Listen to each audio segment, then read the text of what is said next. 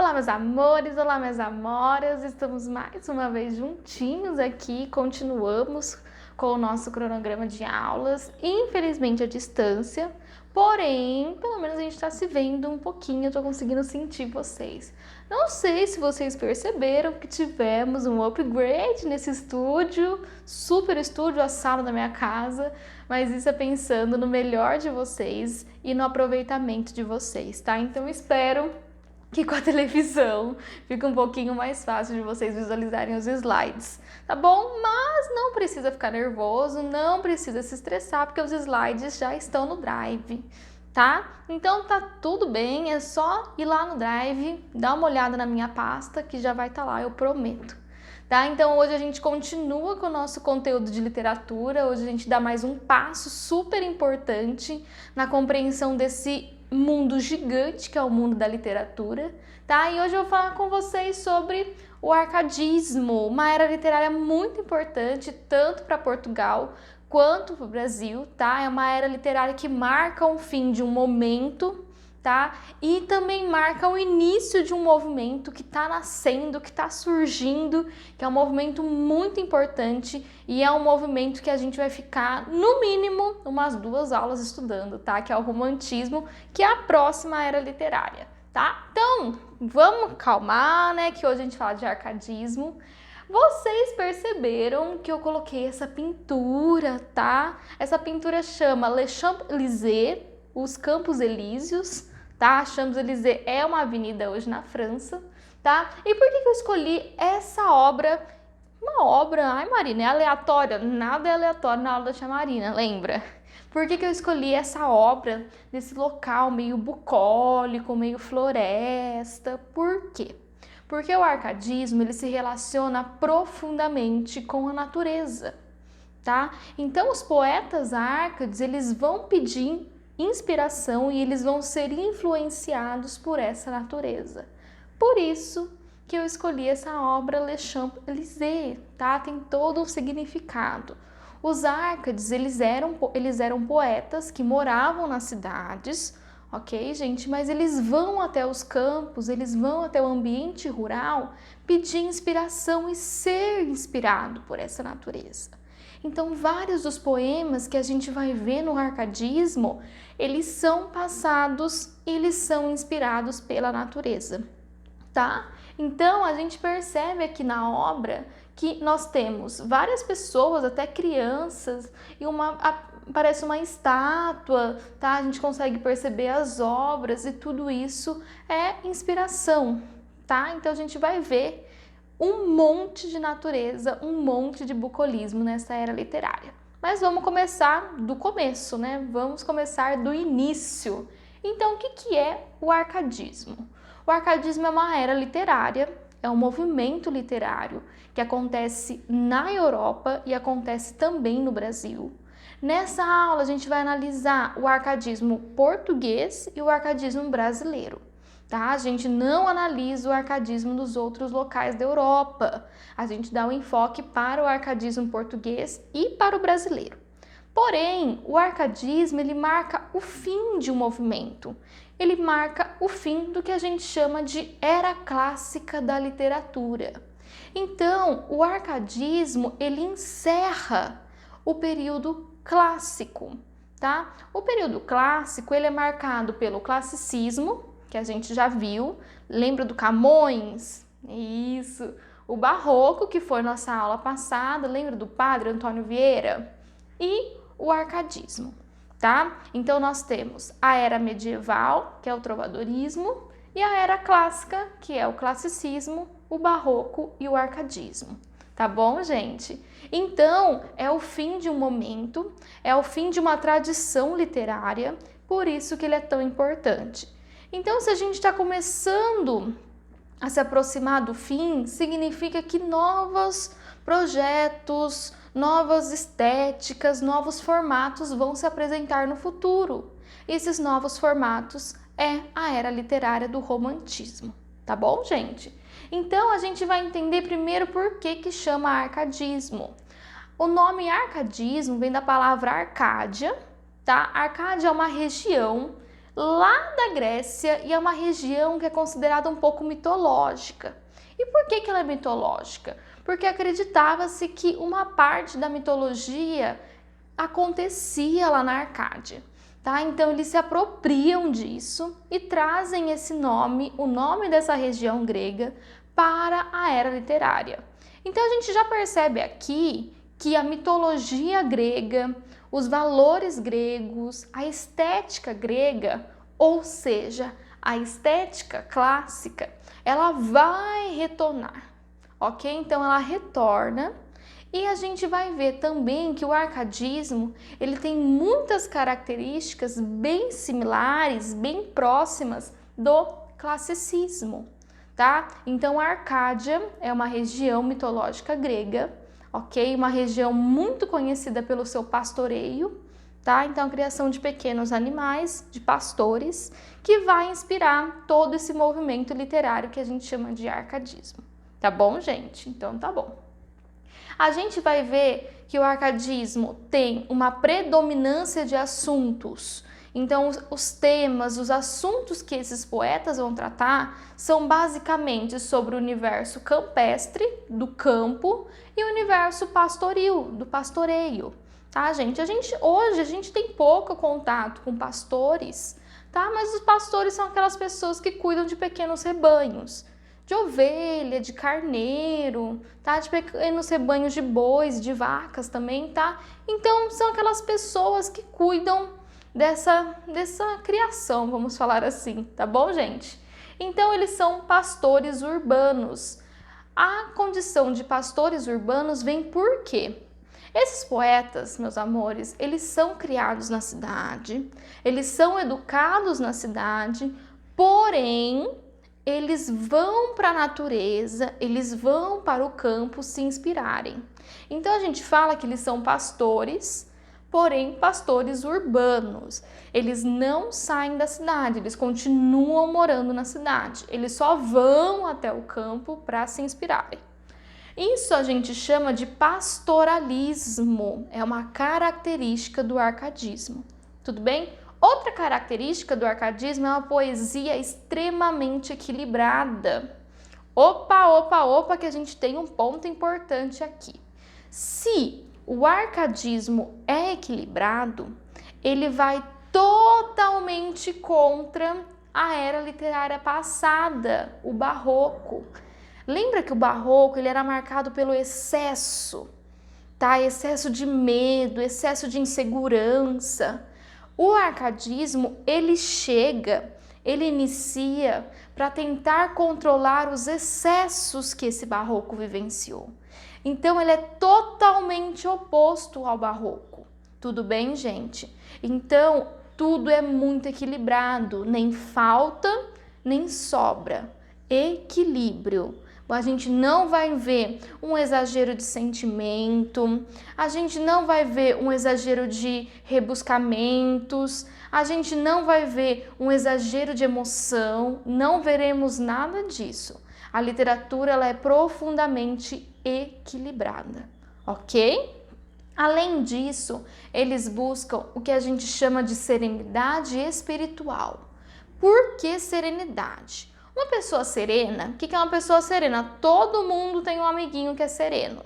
É uma pessoa equilibrada, tá? Não é tudo que afeta essa pessoa sabe lidar bem com as emoções, sabe lidar bem nas situações. É exatamente isso que os arcades querem. Eles querem uma serenidade do espírito, do interno. E eles vão buscar essa serenidade onde? Consegui ouvir? Na floresta, muito bem, no campo, tá? Então eles vão buscar essa serenidade no campo, por isso que eles se inspiram tanto no campo. Então, se eles buscam a serenidade e se eles são um movimento de equilíbrio que era contra os excessos do barroco, um dos maiores excessos do barroco era o medo do pecado. Lembra do medo do prazer? O medo de se sentir vivo. E esse medo do prazer está muito ligado, está muito conectado com a questão sexual. ok? Então, meus amores, se eles são contra os excessos, eles vão pregar a liberdade sexual, a liberdade do amor, a liberdade da relação. Ó, asterístico, não é a liberdade sexual que nós temos hoje em 2020. É uma liberdade sexual ainda muito arcaica. Porém, para aquela época já era uma liberdade sexual, tá? Então eles já começam com namoros, eles já começam com vários tipos de relações, eles já começam com divórcios, tá? Isso é uma liberdade sexual, liberdade de sentir prazer. Tá muito longe da liberdade sexual que nós experimentamos hoje, que nós comentamos, que nós procuramos, que nós lemos, que nós vivenciamos, experimentamos, tá? Tá muito longe, meus amores. Porém, para a época já é um avanço gigantesco. Vamos para o próximo? Vamos continuar as características.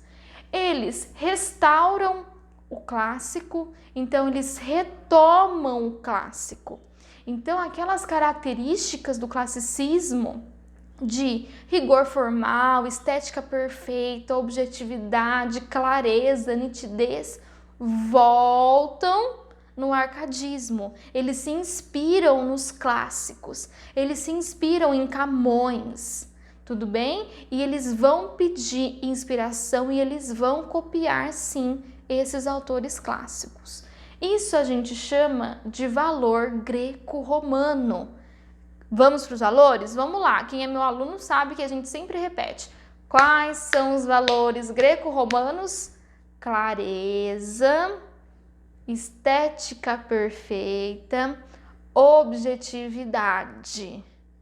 Ok? Esses são os três principais. Existem outros, mas esses são os três principais. Ok? Então, lembramos de objetividade, clareza, estética perfeita e racionalismo. Vamos colocar o racionalismo também, que é importante, tá? Lembramos de valores greco-romanos, tudo bem? Então, eles vão criticar esse excesso, eles criticam o obscurantismo. Eles não são claros. O claro não é o oposto do obscuro. O barroco, ele era extremamente obscuro, ele tinha medo. Então os sentimentos ficavam muito guardados. Aqui não. Aqui é tudo claro. Eu exponho o que eu sinto, tá? Por isso que eles são contra o obscurantismo do barroco, tá bom? Então, se eles são contra esse obscurantismo, a questão da religião, lembra que está muito ligado com o barroco, eles são a favor do quê? Do pensamento antropocêntrico. Lembra, o pensamento antropocêntrico faz parte também do classicismo. O homem no centro, o homem guiando a sua vida. No barroco, quem guiava esse homem? Deus, a religião. Então, eles são o oposto do barroco. Além disso, eles fazem um descritivismo, eles gostam de descrever. Por quê? Quando a gente descreve as coisas, a gente torna as coisas muito mais claras, muito mais nítidas. Todo mundo entende muito mais rápido. Então, eles precisavam descrever para tornar cada vez mais a poesia ou a prosa, não tem problema, tanto faz, mais clara. Então, quais são os lemas dos Árcades? Uma poesia, uma escrita nítida, se é nítido, todo mundo consegue ver. Útil, que tenha uma utilidade, ok? Então, eu não estou escrevendo por escrever. Eu estou escrevendo porque eu preciso me expressar. Racional se conecta com o pensamento antropocêntrico, se conecta com a racionalidade. E objetiva, não tem floreios, não tem exageros, é extremamente equilibrado. Tudo bem? Então, com isso, a gente já entende o que essa galera estava pensando como começou a criar. O que esse pessoal queria dentro da sua poesia ou da sua prosa? A maioria é poesia, tá? Então a gente vai ver agora um pouquinho mais aprofundado como que estava a Europa e Portugal nesse momento que começa o arcadismo, e depois a gente vai ver como que estava o Brasil também nesse momento que começa o arcadismo. Então vamos lá, gente, vamos ver. Antes tem outra coisa, eu esqueci os temas, eu pensei que estivesse lá no final, não tem problema. O arcadismo tem alguns temas que vão como se fossem inspirar a poesia, tá? São 5 temas, esses temas estão escritos em latim e volta e meia pipoca no vestibular esses temas. Então o que acontece? A gente vai ler a poesia e a gente vai ver que a poesia se encaixa em um desses temas, tá bom? Então, quais são esses temas? A gente percebe que eles estão em latim, por isso que eles estão grifados, lembra? E vamos ver os 5 temas do arcadismo. Primeiro tema, fugere urbem, fugir da cidade. Óbvio, eles precisam fugir da cidade. Eles acreditavam que as cidades eram locais extremamente excessivos, extremamente desequilibrados e que só na natureza eles iam conseguir encontrar esse equilíbrio e essa serenidade espiritual. Por isso que eu preciso, em alguns momentos da minha vida, fugir da cidade e me encontrar com o meu eu verdadeiro, com o meu eu equilibrado na natureza, no campo, tá bom? Inutila truncate, cortar o que é inútil. Se eu corto o que é inútil, eu vou ter algo extremamente equilibrado. Novamente, uma poesia sem excesso, uma poesia sem floreio. Quer saber o que é floreio? Vou dar um exemplo que todo mundo conhece.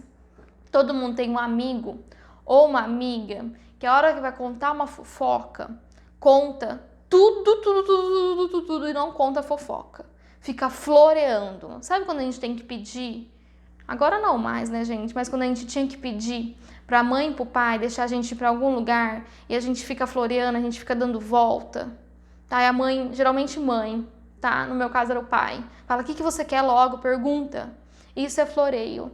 Então, eles não gostam de floreio, tá? Corta o que é inútil, vai direto ao ponto. Tudo bem? Locus amoenos, local ou lugar agradável, ameno. Onde era esse lugar agradável, esse lugar ameno? Na natureza, ok? Então é na natureza que eles vão encontrar esse lugar agradável, esse lugar ameno. Áurea, mediocrates, o meio termo, mediocrates, meio termo, áurea, de ouro. O meio termo é de ouro. Então, nem muito ao mar, nem muito à terra. No meio termo, no equilíbrio, totalmente diferente do barroco. E carpe diem, vamos escrever esse negócio certo, hein? Que eu cansei de ver gente escrevendo carpe diem com N no final. É com M de Marina Maravilhosa. Tá? O que é carpe diem? Ai, que saudade de vocês. Aproveite o momento, retire o melhor do momento, curta o agora, viva o hoje, tá? Então, meus amores, carpe diem é vamos viver o agora. Não vamos ficar olhando para o passado. Mas, muito cuidado. Não é porque que eles vivem no carpe diem que eles são um exagero de vivências. Não. Lembra que o carpe diem faz parte de tudo isso. Faz parte de todo um equilíbrio. O carpe diem é muito conectado com o não ficar olhando o passado. Sabe aquela pessoa que ela não consegue viver o agora? Porque ela fica olhando sempre o passado? Ai, mas foi assim. Ai, mas na época. Ai, mas no ano passado. Não. Aqui e agora. Ai, mas quando a gente não estava em quarentena, não. Aqui e agora. O que você pode fazer aqui e agora para o seu dia ser incrível?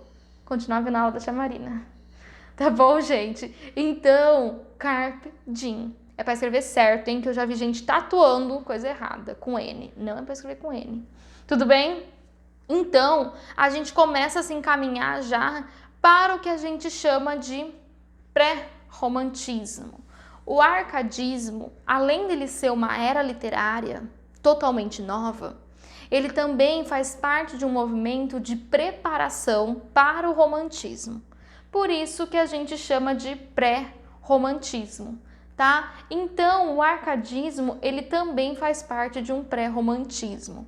É que o romantismo foi um momento literário tão grande, mas tão grande, mas tão grande, que ele precisou de uma preparação. E o arcadismo, ele é uma preparação, tá? Então, a gente vai ver que bem pro final do arcadismo, a poesia começa a mudar um pouco, começa a ter outras características. O que isso significa? Que um novo momento literário, que uma nova forma de escrita está surgindo. Lembra que eu sempre falo que uma literatura ela nunca acaba 100%? Que nunca vai ser assim, no dia 31 de janeiro, acabou o trovadorismo. Não existe isso. Uma literatura, ela começa a nascer, sobe, sobe, sobe, sobe, sobe, sobe, sobe. Aí ela tem o seu ápice, o seu apogeu, o momento onde as pessoas mais falam e mais escrevem e mais seguem. Aí ela tende a cair, cai, mas ela não some. Por quê? Sempre vai ter alguém fazendo esse tipo de literatura. Então, quando ela está começando a cair, começa a surgir outra. E é aqui que começa a surgir o pré-romantismo, que vai crescer, crescer, crescer, crescer e vai gerar o romantismo, tá bom? Então, a gente vai perceber que começam algumas poesias tendo um sentimentalismo confessional. Então, confessional vem de confissão. Esses poetas começam a fazer confissões utilizando a poesia, ok? Além disso, a gente sai daquele equilíbrio, daquele dia, daquela nitidez, daquela clareza que o arcadismo pregava e começa a retornar um obscurantismo, começa a retornar uma ambientação mais escura. As coisas começam a retornar muito para o interior, muito para o eu, tá? Por isso que a gente começa a ter uma ambientação noturna e a gente começa a falar de temáticas extremamente mórbidas de morte. O romantismo, ele está muito conectado com a temática mórbida. Por quê?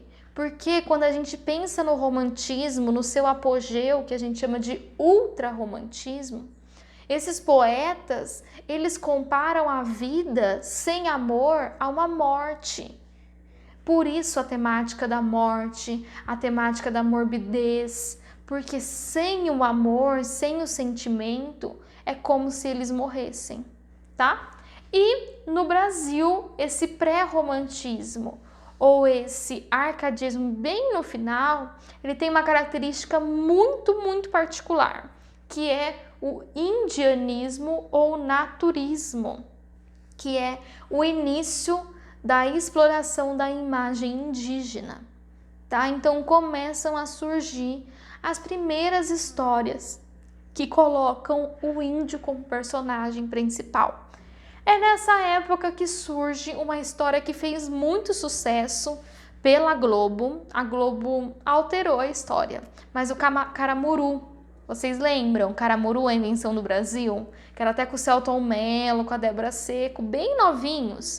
O que é o Caramuru? O Caramuru era uma índia que ela se apaixona, tá? E quando ela não consegue vivenciar esse amor, ela acaba morrendo. Aí aquela pintura famosa que infelizmente eu esqueci de colocar aqui, mas eu coloco nos slides. Então os slides vai estar, tá? Que é ela morta na praia, que ela tá com flechas, tá? É uma pintura muito famosa. Se você nunca viu, não tem problema, porque eu vou te mostrar, tá? É para isso que serve a aula de literatura também, tá bom? Então, começa a aparecer algumas histórias iniciais com os índios, tá? Não podemos esquecer que esses índios eram considerados seres perfeitos, eles são muito distantes da realidade, tá? E a gente vai ver que no romantismo explode a questão do indianismo, principalmente com José de Alencar, que cria Iracema. Ó, eu escutei, tá bom? Então a gente vai ver um pouquinho mais pra frente, só nas próximas aulas. Mas precisamos entender que aqui já começa a surgir essa questão do indianismo. Então agora a gente vai ver, agora de verdade, o arcadismo lá em Portugal. O que estava acontecendo primeiro na Europa nessa época? A gente já estava começando o que a gente chama de movimento iluminista, tá? O movimento iluminista é um movimento basicamente filosófico, tá? E essa filosofia gerou muitos outros movimentos, aí sim, de contestação, tá? De repensar o sistema, repensar o governo. Mas os iluministas, eles eram pensadores, filósofos, que queriam iluminar o pensamento do europeu do século XVIII, de 1700 e pouquinho, tá bom? Por isso que chama iluminismo, de iluminação. Eles queriam então retirar todos os pensamentos que não levavam à ciência, que não levavam à razão. Então é óbvio que os iluministas vão ser contra os pensamentos religiosos. Eles falavam que a religião não permitia que a população, que a sociedade, que a política avançasse. Eles acreditavam então que a religião barrava, brecava o conhecimento. Tudo bem? Então a gente vai ver que nessa época muita coisa importante acontece na Europa. Em 1760, a gente tem a Revolução Industrial, que acontece primeiro lá na Inglaterra e depois vai para o interior da Europa. É uma revolução que altera profundamente a forma de trabalho, a compreensão sobre trabalho, as camadas e as classes sociais, a relação familiar, a relação social. Então, a Revolução Industrial ela é extremamente importante para a gente entender as grandes modificações que vão acontecer durante esse século e no próximo século.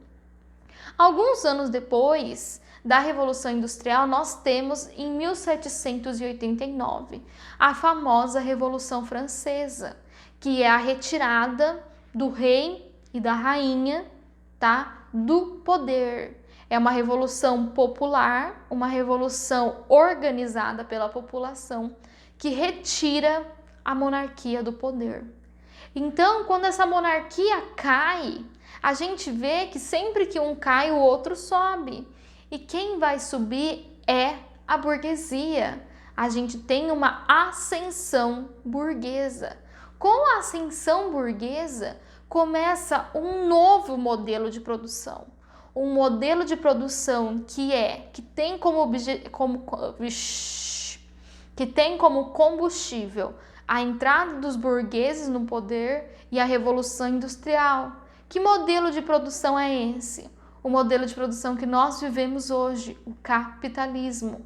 Então, saímos de um mercantilismo, de uma economia voltada para o mercado, para trocas comerciais, para uma economia voltada para o capital, para o dinheiro, para o poder que esse dinheiro traz. Tudo bem?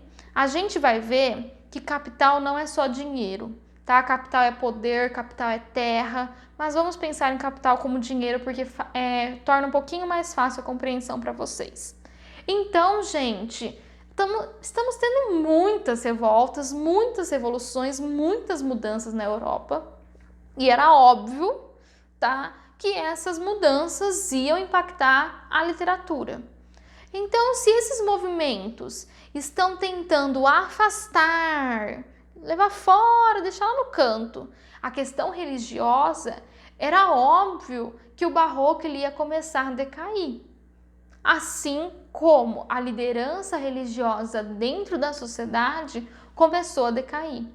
Então a gente tem um momento histórico na Europa extremamente importante, um movimento de transformação. E essa transformação, ela afeta Portugal. Por quê? Portugal, durante esses anos, tinha retomado o controle do seu governo. Vamos ter que lembrar da aula passada. Lembra na aula passada quem que estava no controle de Portugal? Não era outro país? Não era a Espanha? Exatamente, Portugal. Portugal agora retoma o controle, tá? E a gente tem, durante esse momento, o pombalismo, o governo de Pombal, que vai de 50 até 77. Então, Portugal já está com novos ares, saiu aquela depresada, saiu aquela, ai, que tristeza, ai, não é a gente que governa mais nosso país, acabou tudo isso. Agora é português que governa, então um novo sopro de vitalidade está acontecendo em Portugal. Então vamos ver quem que é o principal autor desse arcadismo em Portugal. O movimento Arcade em Portugal começa em 56, em 1756, e vai até mais ou menos em 1825. Em 1825 ele começa a decair e começa a surgir o romantismo. A gente tem lá em Portugal um movimento muito importante, que é o movimento da Arcádia Lusitana, que vai de 1756 até 1774. O que é a Arcádia? A Arcádia é como se fosse uma escola para arcadistas, tá? A gente sabe que nessa época ainda não existem universidades, faculdades. Então esses artistas que queriam aprender mais, que queriam trocar informações, que queriam mostrar os seus poemas, os seus escritos, eles iam se unindo e formavam dessa forma academias, tá? Então são academias de estudiosos, são encontros de estudiosos. Esses encontros e o movimento da Arcádia era apoiada pelo Marquês de Pombal, tá? Então o Marquês de Pombal ele pagava, ele dava um financiamento, isso é extremamente importante. A gente sabe que com dinheiro as coisas ficam um pouco mais fáceis. E o Pombal ele tinha uma visão muito bacana de arte, de literatura, tá? Ele acreditava que quanto mais arte, melhor e mais conhecimento a sociedade teria. Pena que o Pombal não tá aqui, né, gente? Tá fazendo falta. Tá? Ele está exatamente certo. Quanto mais arte, quanto mais conhecimento sobre a arte a sociedade tem, mais evoluída ela é, tá? A gente vai ver que o arcadismo português é extremamente simples, extremamente equilibrado. Simples não significa ruim, tá bom, meus amores? Ele é extremamente bem feito, mas ele é simples, ele não tem exageros. E esse arcadismo português vai criticar os vícios e os excessos do barroco português. Eles não gostam dos excessos e dos vícios, principalmente os vícios religiosos que o barroco português vivenciou e mostrou na sua literatura. Então ele fala, pode acabar com tudo isso, não dá mais, agora a gente vai fazer uma poesia equilibrada. Tudo bem? Então, esses artistas eles vão se encontrando, eles vão se reunindo, e entre esses artistas surge o principal poeta Arcade de Portugal. Bocage, nome chique nos últimos. Bocage nasce em 65 e morre em 1805, tá? Vive muito pouco. Bocage é um pseudônimo, tá? Então, é o nome, tá, de Elmano Sadino. O Bocage, ele tem a sua obra Arcade, porém, ele também tem uma obra pré-romântica. Lembra que eu falei que o arcadismo no final ele se transforma em pré-romantismo? Então, o Bocage ele consegue transitar entre esses dois momentos literários tranquilamente. O Bocage segue muito, muito, muito fielmente os preceitos clássicos, tá? De nitidez, clareza, racionalidade, objetividade. Ele segue isso na sua poesia ao longo da vida inteira. E o Bocage tem uma musa, todos eles praticamente têm uma musa, tá? Que vai ser quem vai inspirar eles. E quem é essa musa? A Gertrúria. É esse o nome da bonita. Vamos para o momento fofoca literária. Dá um pause aqui. Gente, vou até ficar mais perto para vocês conseguirem me entender. Gertrúria era uma mulher de verdade, tá? E o Bocage tinha um tete-a-tete com ela. Tinha namorico, tá? Bocage gostava muito dela, amava muito Gertrúria, tá? E o Bocage quer casar com a Gertrúria. Porém, ao mesmo tempo, Bocage adorava viajar. Adorava. Quem não gosta, né? Aí, o que o Bocage fala pra Gertrúria? Gertrúria, eu fui convidado por uma grande expedição, porque o Bocage ele viajou o mundo inteiro, tá? Ele fazia parte de expedições marítimas. Eu fui convidado. Só que eu também quero casar com você. Que tal você me esperar?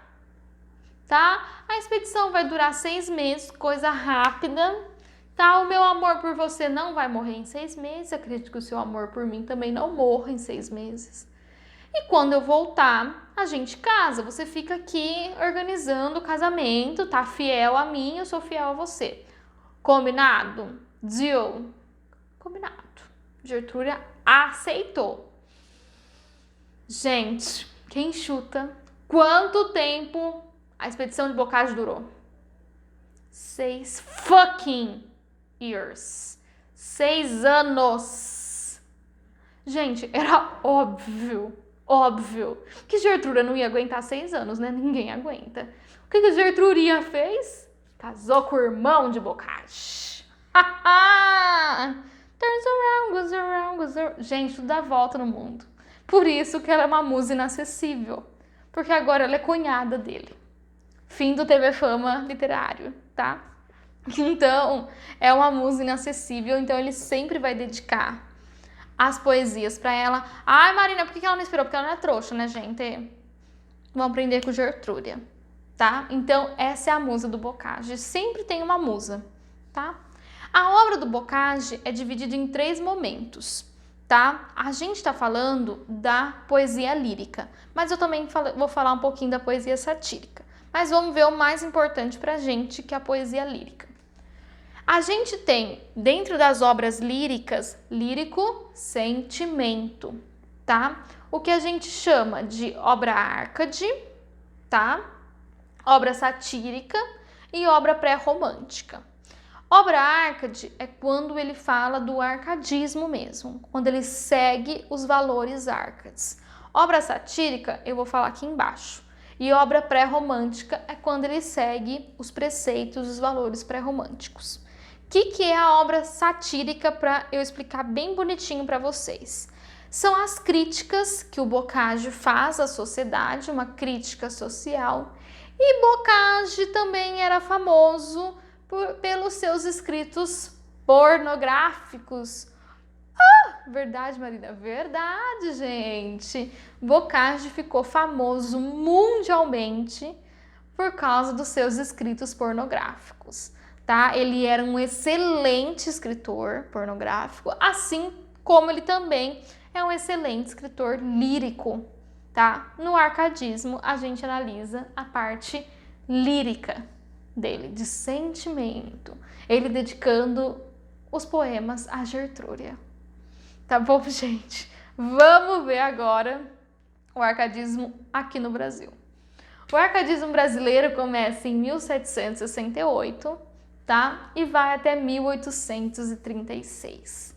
E os árcades, meus amores, eles têm um desejo muito forte dentro do coraçãozinho deles. Quais são esses desejos? Um desejo apenas: criar uma literatura 100% brasileira.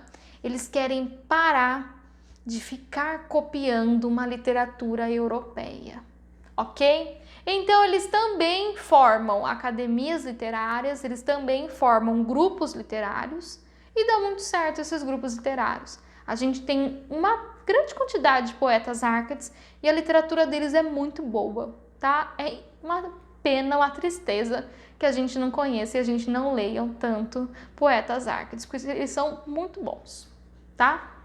Nessa época, também aqui no Brasil, estava acontecendo o bandeirantismo, tá? Que são os bandeirantes. Então, eles estavam fazendo todo aquele movimento de descoberta, com aspas, tá, gente? Para o interior do estado de São Paulo, estado de Minas, interior do Brasil mesmo. A gente sabe hoje em dia, que bom que sabemos, que os bandeirantes não são heróis, ok? Eles matavam, torturavam e violentavam profundamente muitas tribos indígenas. Então, assistam Guerras Brasileiras. Ó a dica aí, hein? Tá? Então, tá tendo esse movimento de bandeirantismo, tá tendo também a descoberta do ouro em Minas Gerais. Então, a coroa portuguesa descobre uma quantidade gigante de ouro em Minas Gerais. Tanto que são formadas muitas cidades, tá? Tiradentes, Ouro Preto, Mariana, Vila Velha, Araxá, não sei se Araxá tem tanto, tá? Mas são aquelas cidades que vão ser a rota do ouro. Então, a coroa portuguesa sai do Nordeste, a cana não tá dando mais certo, tá? Sai do Nordeste, sai do Norte e começa a vir aqui para o Sudeste. Tudo bem? Por quê? Porque tava com mais dinheiro aqui, tá, gente? Ouro dá mais dinheiro que pau-brasil. Lembra, a coroa portuguesa sempre vai atrás do que é mais lucrativo. E nesse movimento de descoberta do ouro, de início de uma elite já brasileira, começa a surgir alguns movimentos contra a coroa portuguesa. Alguns movimentos que queriam independência, alguns movimentos que queriam uma maior autonomia dos brasileiros. Isso a gente chama de insurgência. Movimentos contrários a quem? A coroa, tá? É coroa portuguesa, tá? O mais importante deles, o mais famoso, é a Inconfidência Mineira, tá? Que vocês irão estudar em História do Brasil. Tudo bem? Então, a Inconfidência Mineira está acontecendo no mesmo tempo que o arcadismo brasileiro também acontece. Olha como as coisas se conectam, tá? Super. Tanto que vários autores árcades são pessoas que participam da Inconfidência Mineira. Vamos ver eles? Então, vamos. O primeiro, Cláudio Manuel da Costa, tá? Cláudio nasce em 1729, morre em 1789, tá? Tem uma educação completa. O que significa isso? Que faz universidade. Todos são da elite, ok, gente? Todos eles têm uma condição de vida rica, ok? Lembra, até hoje, tá? Artista, quanto mais rico você for, maior a possibilidade de você se tornar artista, infelizmente. Então, ele tem uma educação completa, ele vai até a universidade e ele tem, durante essa educação, que a gente chama de formação clássica, tá? Ele tem muitos conteúdos e muitas aulas que focam, que dão enfoque para a filosofia clássica, para a literatura clássica. Então, ele tem toda uma base muito forte do classicismo, tá? E da antiguidade clássica. Então, isso vai inspirar profundamente o Cláudio. O Cláudio também tem um pseudônimo, ele assina com outro nome, e o pseudônimo dele é o Clauceste Saturnio. Tudo bem?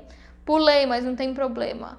O Cláudio faz parte da Conjuração ou da Inconfidência Mineira, são dois nomes para a mesma coisa. Ele faz parte da Inconfidência, ele era conhecido de Tiradentes, era tudo uma mesma galera, tá? Ele tem poemas extremamente cultos, com uma carga de conhecimento muito grande, e tudo isso é um reflexo da sua educação, tá? Então, ele não faz poemas extremamente simples, igual o Bocage, tá? Ele tem uma poesia que demanda um conhecimento um pouco mais aprofundado. É uma poesia que remete a muita filosofia, a muitos conhecimentos gerais.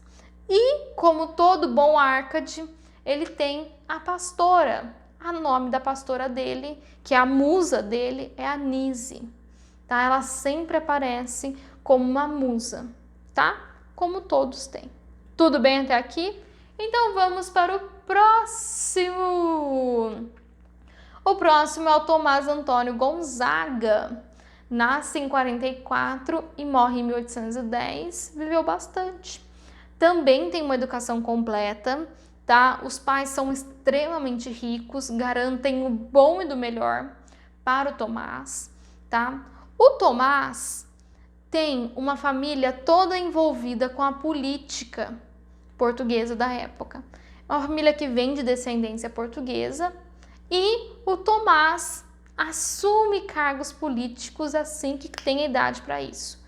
Os parentes conseguem cargos políticos e então ele assume cargos extremamente importantes para a coroa.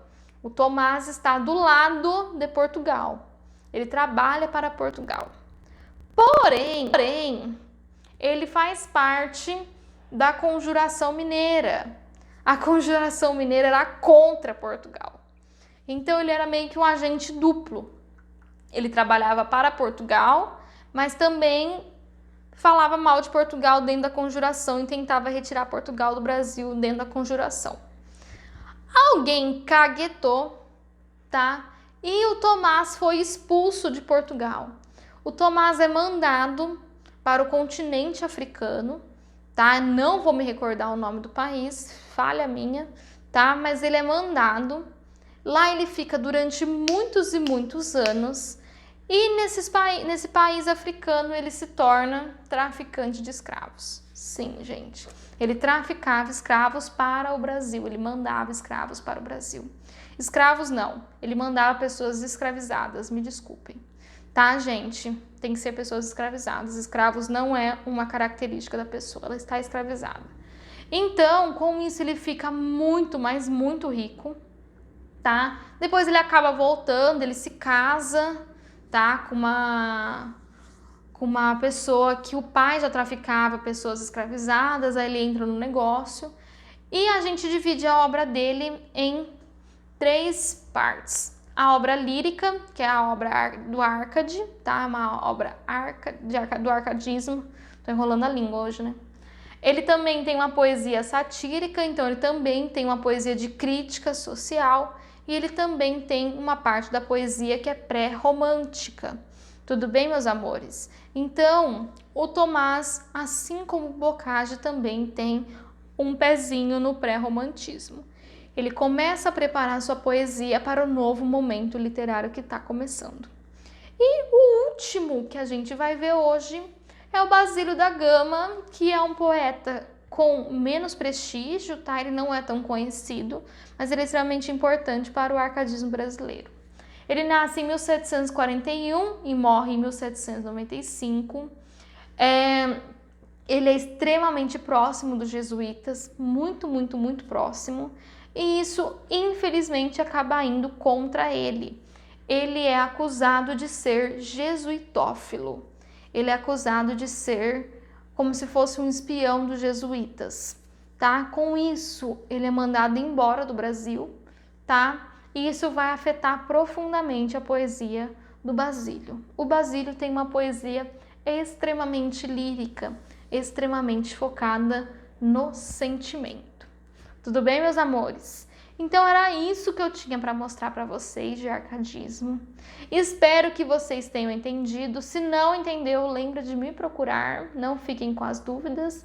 Me procurem pelos grupos ou vem no WhatsApp diretamente comigo, tá? Mas me procurem, tirem dúvidas. Ou comenta aqui que eu tô sempre de olho.